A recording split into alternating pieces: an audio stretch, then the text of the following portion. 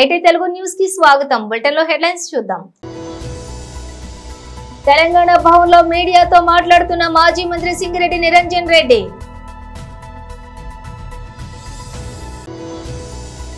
Postal ballot తోనే YCP గల్లంతవడం ఖాయం, అందుకే వైసీపీ డ్రామాలు.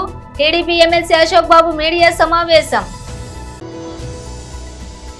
తెలంగాణలో కాంగ్రెస్ పాలనలో రైతులు అన్ని విధాలుగా ఇబ్బందులు పడుతున్నారు. పాయల్ శంకర్. బ్యాంకు ఖాతాలో ₹1,00,000 వేస్తాం, మూతపడిన ఫ్యాక్టరీలు భారత్ లో పని ప్రారంభిస్తాం. రాహుల్ గాంధీ. ఇక డీటెయిల్స్ చూస్తే తెలంగాణ భవన్ లో మీడియాతో మాట్లాడుతున్న మాజీ మంత్రి సింగిరెడ్డి నిరంజన్ రెడ్డి. రాష్ట్ర ప్రజానీకానికి అందరికీ కూడా నమస్కారాలు. ఒక ప్రజాస్వామ్య ప్రభుత్వం యొక్క ప్రస్థానంలో 6 మాసాల సమయం అనేటువంటిది చాలా విలువైంది, కీలకమైంది. మొదటి 6 మాసాల లోపలే ప్రజలు ఒక అంచనా వేసుకోవడానికి ప్రభుత్వ పనితీరు మీద, ప్రభుత్వ అధినేతల వ్యవహార సరళి మీద, వాళ్ళ కార్యదక్షత మీద, అదేవిధంగా వాళ్ళు ప్రజలకు ఇచ్చినటువంటి హామీలను నెరవేర్చడానికి వాళ్ళు చూపిస్తున్నటువంటి శ్రద్ధ మీద ప్రజలకు ఒక స్పష్టమైన అవగాహన వస్తుంది. 6 నెలలు నిజంగా చాలా ఎక్కువ సమయం. ఏదైనా ఒక ప్రభుత్వం అది ఏ దారి పడుతున్నది, ఎటువైపు పయనిస్తున్నది, ఆ ప్రభుత్వం యొక్క డైరెక్షన్ ఏంది, దాన్ని అంచనా వేసుకోవడానికి ఈ 6 మాసాల కాలంలో రాష్ట్ర ప్రజానీకానికి స్పష్టంగా అర్థమైపోయింది. రేవంత్ రెడ్డి సర్కార్కు ఆ పార్టీ అధికారంలోకి వచ్చే కంటే ముందు ఇచ్చినటువంటి హామీలను నెరవేర్చే దాని మీద శ్రద్ధ లేదు. ఎంతసేపు ఆత్మస్తుతి, పరనింద అనేటువంటి ఒక ఏకైక అజెండాను మాత్రమే ముందు పెట్టుకొని సాగుతున్నట్లుగా స్పష్టంగా కనిపిస్తూ ఉన్నది. డైరెక్షన్ లెస్ ఉంది ప్రభుత్వం, ఓ దారితెన్ను లేకుండా ఉన్నది. ఒక నిర్మాణాత్మకమైనటువంటి పద్ధతిలో తామిచ్చినటువంటి హామీల మీద ముందు దృష్టి పెట్టి ప్రజాపాలనను కొనసాగిస్తూ మునుపటి ప్రభుత్వం కంటే మెరుగైనటువంటి రీతిలో మా ప్రభుత్వ చర్యలు ఉన్నాయి, మా ప్రభుత్వ విధానాలు ఉన్నాయి, మా ప్రభుత్వం యొక్క పనులు ఉన్నాయి, వీటి ఫలితం ప్రజలకు ఇట్లా అందుతుంది అని చెప్పి ఒక ఆత్మవిశ్వాసంతో చెప్పగలిగేటువంటి పరిస్థితి ఇలా ముఖ్యమంత్రి కానీ మంత్రిమండలి కానీ కనిపిస్తలేదు. నోరు తెరిస్తే ఈ 6 మాసాల కాలంలో మనం చూసిందంతా కూడా గత ప్రభుత్వం మీద, గత ప్రభుత్వ అధినేతల మీద, గత ప్రభుత్వ కాలంలో సుమారు 9.5 ఏళ్ల కాలంలో ఈ రాష్ట్రంలో అమలైనటువంటి సంక్షేమం, అభివృద్ధికి సంబంధించిన అనేకమైన అంశాలు ఏ ఒక్కటి కూడా అది ప్రజలకు ఏది లాభం చేయనట్లు, సాంత్వన కూర్చనట్లు, మేలు ఒనగూరనట్లు, అన్నింటికన్నీ వైఫల్యమైనటువంటి విధంగానే వాటి మీదనే మాట్లాడుతూ వచ్చినారు. మిషన్ కాకతీయ అంటే ఫెయిల్ అన్నారు, మిషన్ భగీరథ ఫెయిల్ అన్నారు, కాళేశ్వరం ఫెయిల్ అన్నారు, డబుల్ బెడ్రూమ్ ఇల్లు కట్టనే లేదన్నారు. ఇక 1 కాదు 2 కాదు, గొర్రెలది ఫెయిల్ స్కీమ్ అన్నారు, అసలు ఇయ్యనే లేదన్నారు. ఏది తీసుకుంటే అది గత ప్రభుత్వ హయాంలో జరిగినటువంటి పనిని ఒక్కదాన్ని కూడా అవును ఈ ప్రభుత్వ హయాంలో ఇది జరిగింది, ఇది జరగలేదు, లేదా ఇది కొనదాకా జరగలేదు, లేదా ఇందులో పొరపాటు జరిగింది, ఈ రకమైన చర్చ ఎక్కడ లేదు. మొత్తమే ఏం జరగలేదని చెప్పి హోల్సేల్గా ఎగ్గొట్టేటువంటి మాటలు మాట్లాడడం, ఆ పథకాలకు కానీ ఆ ప్రయోజనాలకు కానీ దురుద్దేశాలను అంటగట్టడం. పోనీ అవి చేస్తూ మీరు చెప్పిందన్నా ఏదైనా మొదలుపెట్టి చేస్తున్నా అంటే ఇచ్చిన ఒక మాట మీద లేదు. ఉచిత బస్సు అనేటువంటి తప్ప, మహిళలకు ఉచిత బస్సు తప్ప ఒక్కటంటే ఒక్కటి కూడా మాట మీద నిలబడలేదు. ఎప్పుడు మాట్లాడినా చాలా ఎదుటోళ్ళు అడిగేటువంటి వాళ్ళు ఏం తెలియక అమాయకులు అడుగుతుండేమో, వీళ్ళకే విజ్ఞానం లేదేమో అనుకునేటట్లు ఎదురుదాడి చేసి మాట్లాడతాడు ముఖ్యమంత్రి కానీ మంత్రులు కానీ. ఇవన్నీ అమలు చేసినాం కదా ఇంకేడున్నాయన్నట్టు మాట్లాడతారు. చివరికి ఎన్నికల సందర్భంగా రాహుల్ గాంధీ వస్తే ఆయనతో కూడా చెప్పించినారు మహాలక్ష్మి పథకం కింద 2,500 పుడుతున్నాయని. అంటే ఇంత బ్లఫ్ చేయడం, చేయని దాన్ని, అమలు చేయని దాన్ని, ప్రారంభించిన దాన్ని కూడా ప్రారంభం అయిపోయినాయి, అమల్లో ఉన్నాయి, అన్నీ నెరవేర్చినాం, ఏదో 1-2 మిగిలిన అన్నీ అయిపోయినాయి అన్నట్లుగా టేక్ ఇట్ ఫర్ గ్రాంటెడ్గా తీసుకొని మాట్లాడడం అనేది అలవాటు అయిపోయింది. కాబట్టి వాళ్ళు ఇచ్చిన హామీలు అమలు కానటువంటి యొక్క ప్రతిఫలం లేదా దాని యొక్క రిఫ్లెక్షన్ ఏంటంటే ఇవాళ అన్ని వర్గాల ప్రజలు కూడా తీవ్రమైనటువంటి వ్యతిరేకత, అసంతృప్తిని కలిగి ఉన్నారు. ప్రధానంగా రైతాంగ ప్రజలు. కరెంటు కాడ వైఫల్యం ఈ సర్కార్ది, నీళ్ళు ఇచ్చే కాడ వైఫల్యం, చివరికి వాళ్ళు పండించిన పంట కొంటామని చెప్పి కొనకపోగా నానా ఇక్కట్లు రైతులు పడ్డారు. ధాన్యం దడిచిపోయింది, చాలా రకాల ఇబ్బందులు పడ్డారు. బోనస్ ఇస్తామని ఎగ్గొట్టిండ్రు. పోస్టల్ బ్యాలెట్ తోనే వైసీపీ గల్లంతవడం ఖాయం, అందుకే వైసీపీ డ్రామాలు. టీడీపీ ఎమ్మెల్సీ అశోక్ బాబు మీడియా సమావేశం. ఎన్టీఆర్ భవన్ అమరావతి నుండి ప్రత్యక్ష ప్రసారం.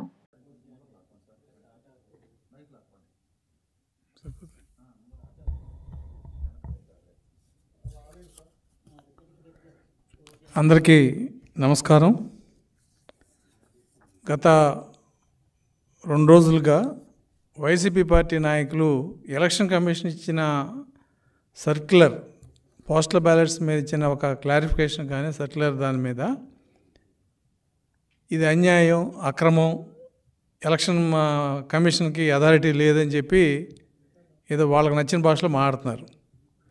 నేను వైసీపీ నాయకులు చెప్పేది ఏంటంటే, అసలు మీరు ఏదైనా కాగితం ఇచ్చేటప్పుడు చదువుకోవడం నేర్చుకోండి, లేదు చదువు వచ్చిన వాడితో చదివించుకోండి. అంతేగాని ఏదో మీకు అవకాశం వచ్చిందనో లేదంటే ఏదో మనం ఒక అల్లరి చేయాలనో ఎలక్షన్ కమిషన్ లాంటి వ్యవస్థతో మీరు పిచ్చి పిచ్చిగా మాట్లాడి ఏదో మీకు తెలిసిందే వేదం అనో లేదా మీకు తెలిసిందే చట్టం అని అనుకుంటే అది పొరపాటు. అసలు టీడీపీ వాళ్ళు ఏం అడిగారు, ఎలక్షన్ కమిషన్ ఏమిచ్చింది, మీరు దాని మీద ఏం ప్రొటెస్ట్ పెట్టారు, వీటికి ఏటికి సమాధానం లేదు, సంబంధం కూడా లేదు. సమాధానం సంబంధం రెండు లేవు. ఏదో కాగితం ఇచ్చారు, ఒక 10 మంది నాయకులు వెళ్ళారు, అది పెద్ద ఇష్యూలాగా ఎలక్షన్ కమిషన్లో ఒక విజ్ఞాపన పత్రం ఇచ్చి బయట ప్రెస్కి వచ్చి టీడీపీను ఎలక్షన్ కమిషను కలిసిపోయింది అంటున్నారు. ఆ సజ్జల రామకృష్ణారెడ్డి ఇంకెక్కువ మాట్లాడుతున్నాడు. వైరస్ అండి, టీడీపీ వైరస్ ఎలక్షన్ కమిషన్ సోకిందంట. మేము వైరస్ అయితే నువ్వు క్యాన్సరు ఈ రాష్ట్రానికి. కాబట్టి మాట్లాడేటప్పుడు భాష కూడా అవసరం. అధికారం ఉందనో లేదా మైకులోనో మీ సొంతం కాబట్టి మీ ఇష్టం మాట్లాడితే అది కరెక్ట్ కాదు. ఎలక్షన్ కమిషన్ని టీడీపీ ఏమడిగింది, మేము 10/5/2024 ఒక రిప్రజెంటేషన్ ఇచ్చాం. ఏమని, అయ్యా పలానా రూల్లో బ్యాలెట్ పేపర్ మీద ఆర్ఓ గారి ఫాస్ట్ మెయిల్ కానీ సిగ్నేచర్ కానీ లేకపోతే రిజెక్ట్ చేసే ప్రొవిజన్ లేదు. అటువంటిది ఏదైనా జరిగితే ఎక్కడ బ్యాలెట్ పేపర్ మీద కావాలని వేయకపోయినా లేదు పొరపాటున వేయకపోయినా బ్యాలెట్ పేపర్ వెనకాల మామూలుగా మన ఎలక్షన్లో అయితే సంతకాలు పెడతారు ఆ ప్రిసైడింగ్ ఆఫీసర్. ఇక్కడ ప్రిసైడింగ్ ఆఫీసర్ ఉండడు కాబట్టి ఆర్ఓఏ కాబట్టి ఆర్ఓ గారి ఫాస్ట్ మెయిల్ దాని మీద ముద్ర వేయాలి. ఒకసారి మర్చిపోవచ్చు, లేదు పని హడావుడిలోనో కావాలనో సంతకం పెట్టలేకపోవచ్చు.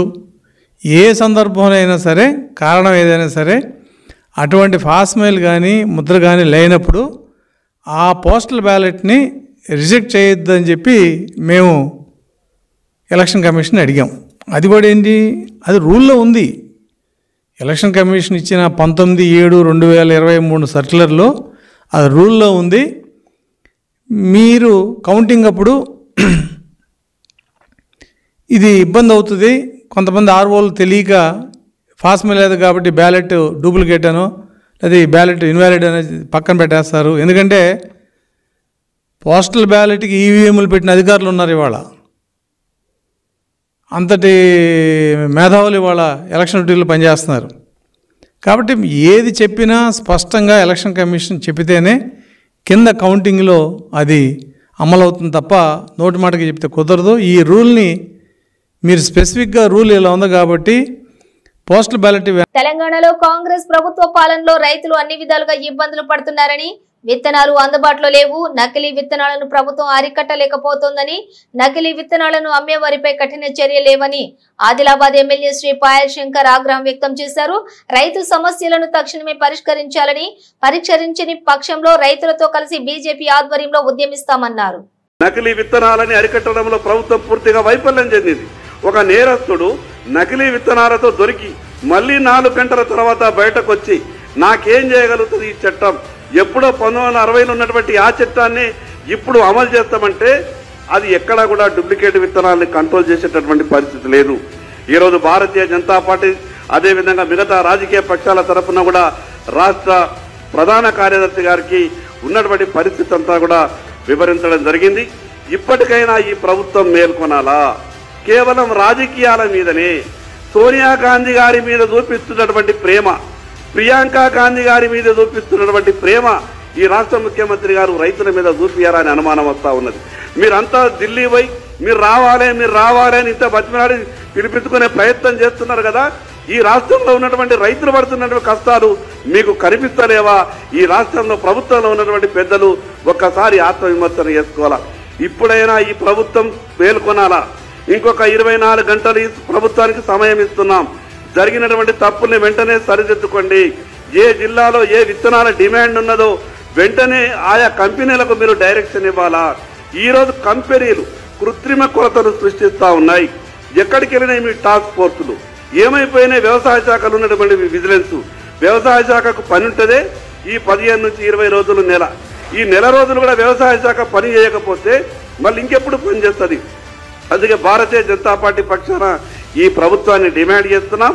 ఈ ఏవైతే రుణమాఫీ విషయం మీద కానీ, అదేవిధంగా డూప్లికేట్ విత్తనాలు మార్కెట్లో నిరోధించడంలో కానీ, అదేవిధంగా మిగతా కావలసినటువంటి సీడ్ ఏదైతే విత్తనాలు రైతులకు అందుబాటులో తీసుకురావడంలో కానీ, ఈ 3 విషయాలపై ప్రభుత్వం వెంటనే చర్యలు తీసుకోవాలా. లేకుంటే ఈ 48 గంటల తర్వాత రైతులతో కలిసి ఉద్యమాలు చేయాల్సి వస్తుంది. దానికి ఈ రాష్ట్రంలో ఏది జరిగినా ఈ ప్రభుత్వమే బాధ్యత వహించాల్సి వస్తుందని ఈ సందర్భంగా తెలియజేస్తున్నాం. బ్యాంకు ఖాతాలో 1,00,000 వేస్తాం, మూతపడిన ఫ్యాక్టరీలు భారత్ లో పని ప్రారంభిస్తాం. రాహుల్ గాంధీ.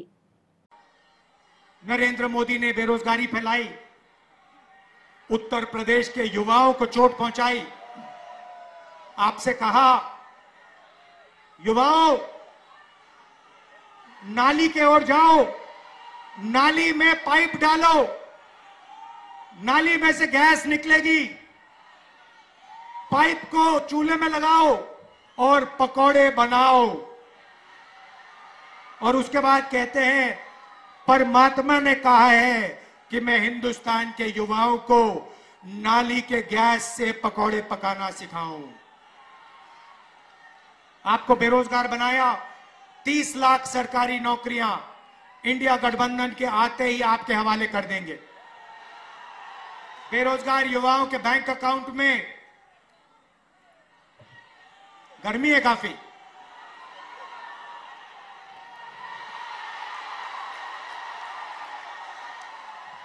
बेरोजगार युवाओं के बैंक अकाउंट में महीने के 8,500 रुपए, साल के 1 लाख रुपए खटाखट पहली नौकरी पक्की स्कीम में। भाई और बहनों, ये जो हम आपके जेब में पैसा डाल रहे हैं इसके पीछे सोच है। नरेंद्र मोदी ने 22 अरबपति बनाए, उन्होंने पैसा इंग्लैंड भेजा, अमेरिका भेजा, जापान भेजा, दुबई भेजा। हम आपके जेब में पैसा डाल रहे हैं। आप इस पैसे को गांव में, शहरों में, कस्बों में खर्चोगे। आप स्कूटर खरीदोगे, मोटरसाइकिल खरीदोगे, आप घड़ी खरीदोगे, मोबाइल फोन खरीदोगे, शर्ट पैंट खरीदोगे। जैसे ही आप ये चीजें खरीदोगे, हिंदुस्तान की फैक्ट्रियां चालू हो जाएंगी और उन्हीं फैक्ट्रियों में हिंदुस्तान के युवाओं को रोजगार मिलना शुरू हो जाएगा। हम हिंदुस्तान की अर्थव्यवस्था को जंप स्टार्ट करने जा रहे हैं।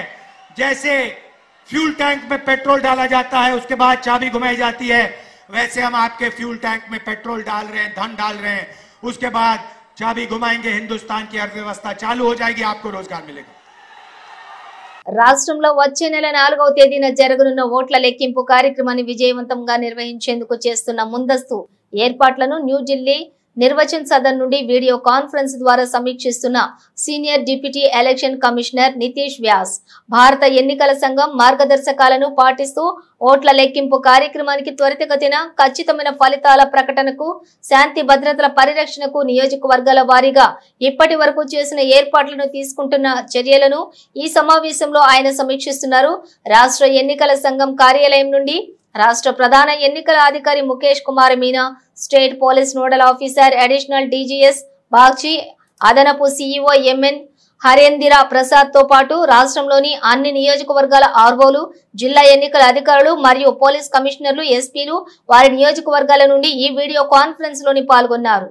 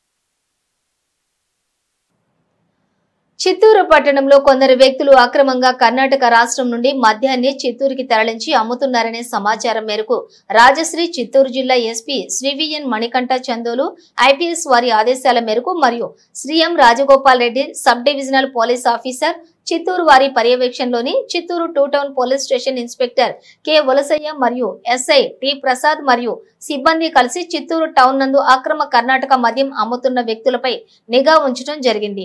అందులో భాగంగా ఈ రోజు అనగా 29/5/2024వ తేదీ ఉదయం 5:30 ఎవరో ఒక మగ వ్యక్తి చిత్తూరు టౌన్ తేనెబండ ఆంజనేయ స్వామి గుడి సమీపంలోని ముళ్ల పొదల వద్ద కర్ణాటక మద్యం నిల్వ ఉంచి అమ్ముతున్నాడని రాబడినటువంటి రహస్య సమాచారం మేరకు Chittoor 2 town CI K Valasayya, SI T Prasad మరియు సిబ్బంది కలిసి సదరు ప్రదేశానికి వెళ్లగా అక్కడ మద్యం అక్రమంగా స్టాక్ పెట్టి అమ్ముతుండినటువంటి ఏ లోకేష్ అను అతన్ని పట్టుకొని అతని వద్ద ఉండినటువంటి ₹1,00,000 విలువ చేసే 11 బాక్సుల బెంగళూరు బ్రాండీ కర్ణాటక మద్యంను మరియు మద్యాన్ని తరలించడానికి ఉపయోగించినటువంటి మోటార్ సైకిల్ ని స్వాధీనం చేసుకోవడం జరిగింది.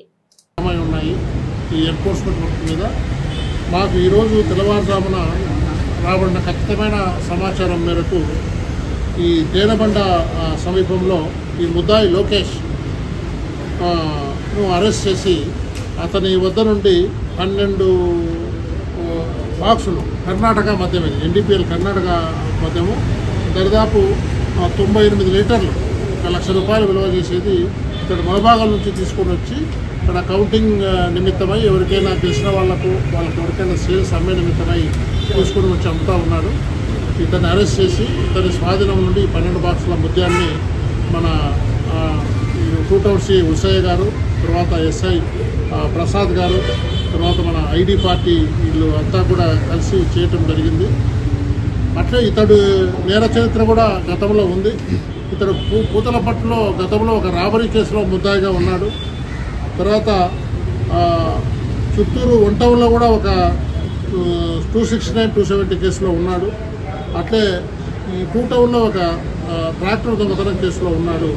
గతంలో ఈ చిత్తూరు 2 టౌన్లోనే ఇదే ఎక్సైజ్ యాక్ట్ కింద కర్ణాటక మద్యం అమ్ముతుంటూ కూడా పట్టుకోవడం జరిగింది. ఇతన్ని ఆల్రెడీ బౌండ్ ఓవర్ కూడా ఎంఆర్ఓ దగ్గర చేయడం జరిగింది. అయినా కానీ కూడా అది బ్రీచ్ అయిపోయి దాన్ని ఉల్లంఘించి చేస్తున్నాడు. కొన్ని అరెస్ట్ చేసి రిమాండ్ చేస్తున్నాం. తర్వాత కూడా ఎంఆర్ఓ దగ్గర ప్రొడ్యూస్ చేసి అతన్ని మేము బౌండ్ ఓవర్ 1 lakh చేశాము. ఆ అమౌంట్ కూడా మేము గవర్నమెంట్కు కట్టించే ప్రయత్నం అయితే చేస్తాం. ఇతనిపై సీటు కూడా తిరగడం జరుగుతూ ఉంది. ప్రజలందరికీ ఒకటే చెప్తా ఉన్నాము, మాకు దయచేసి ఈ 3 రోజులు ప్రభుత్వం మద్యం 3, 4, 5 తేదీలు ఆల్రెడీ బంద్ అని ఇచ్చారు. కాబట్టి ఇట్లా అక్రమ మద్యం వ్యాపారస్తులు లాభం కొరకని వాళ్ళు కర్ణాటక నుంచి మద్యం తెప్పించి ప్రజలకు అమ్మే నెపంతో చేస్తారు. కాబట్టి చిత్తూరు జిల్లా శాంతిపురం మండలం పరిధిలోని నిజంపేట నంజంపేటలోని బుధవారం రాత్రి ఇరు వర్గాల మధ్య ఘర్షణ చోటు చేసుకుంది. తమ కుటుంబంపై నంజంపేట గ్రామానికి చెందిన సుమారుగా 15 మంది దాడి చేశారని వీసీకే పార్టీ ఎమ్మెల్యే అభ్యర్థి గోవిందప్ప ఆరోపించారు. ఈ సందర్భంగా ఆయన మీడియాతో మాట్లాడారు. తన తమ్ముడు కృష్ణమూర్తి బెంగళూరు నుండి తమ గ్రామమైన గట్టూరుకు వెళుతూ ఉండగా తమ కారుపై రాళ్లతోటి దాడి చేశారన్నారు. రాళ్లతోటి కారుపై ఎందుకు దాడి చేశారని ప్రశ్నించినందుకు తమపై కర్రలు రాళ్లతో దాడి చేశారన్నారు. గతంలోనూ 2 సార్లు దాడి చేశారని ఆరోపించారు. ఈ ఘర్షణలోని తమ కుటుంబ సభ్యులకు తీవ్ర గాయాలయ్యాయన్నారు. గాయపడిన వారిని కుప్పం ప్రభుత్వ ఆసుపత్రిలోని ప్రాథమిక చికిత్స అనంతరం కుప్పం పిఈఎస్ ఆసుపత్రికి కూడా తరలించారు. ఘర్షణకు గల కారణాలను రాళ్లబుద్దుగూరు పోలీసు విచారణలో ఇంకా తెలియాల్సి ఉంది. నాగభూషణం అనేవారు మా తమ్ముడు బెంగళూరులో రియల్ ఎస్టేట్ వ్యాపారం ముగించుకొని ఇంటికి వస్తుండగా దారిలో వెంబడించి రాళ్ళు వేస్తే వాళ్ళని ఫాలో చేసుకుని వెళుతుండగా ప్లాన్ ప్రకారం మా తమ్ముని పైన మా కుటుంబం పైన ఆ గ్రామస్తులు ఈ 3 వ్యక్తులు వాళ్ళ కుటుంబ సభ్యులు కూడా దాడి చేసి హాస్పిటల్ పాలు చేసినారు. మాకు న్యాయం జరగాలని కోరి ప్రార్థిస్తున్నాను. బ్రిటన్ ముగించే ముందు హెడ్లైన్స్ మరోసారి. తెలంగాణ భవన్ లో మీడియాతో మాట్లాడుతున్న మాజీ మంత్రి సింగిరెడ్డి నిరంజన్ రెడ్డి.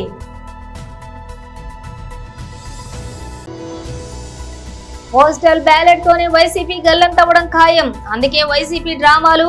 టీడీపీ ఎమ్మెల్సీ అశోక్ బాబు మీడియా సమావేశం. తెలంగాణలో కాంగ్రెస్ పాలనలో రైతులు అన్ని విధాలుగా ఇబ్బందులు పడుతున్నారు, పాయల్ శంకర్. బ్యాంకు ఖాతాలో ₹1,00,000 వేస్తాం, మూతపడిన ఫ్యాక్టరీలు భారత్ లో పని ప్రారంభిస్తాం, రాహుల్ గాంధీ. ఇవి బులెటిన్ విశేషాలు. మరో బులెటిన్ తో మళ్ళీ కలుద్దాం.